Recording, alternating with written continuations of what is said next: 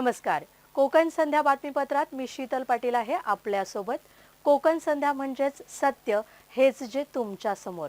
कोकण संध्या घेऊन आले आपल्यासाठी ताज्या घडामोडी. जाणून घेऊया या क्षणाची महत्त्वपूर्ण बातमी. आमदार तुकाराम काते यांच्या स्वखर्चातून चेंबूर घाटला परिसरात सीसीटीव्ही कॅमेऱ्यांचं लोकार्पण.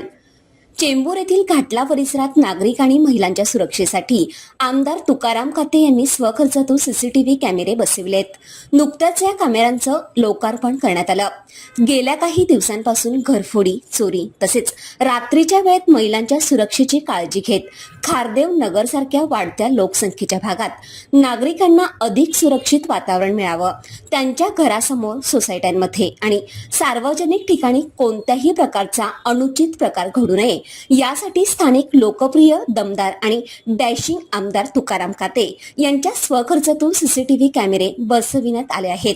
या सीसीटीव्ही लोकार्पण सोहळ्यास तन्वी काते, नागेश तवटे तसेच महिला कार्यकर्त्या सुवर्णा कदम, विद्या तांबे, नीलम डेरे, सीमा हिवाळे, मंगल सजगणे, माया आरोटे, प्रगती काळे, प्रिया मुळी, कांचन लिंगायत, अलका राठोड, सुनंदा खांडेकर, संध्या कदम, मीना मोरे, स्नेहल कदम, उर्मिला मारे, कांचन मोठे उपस्थित होते.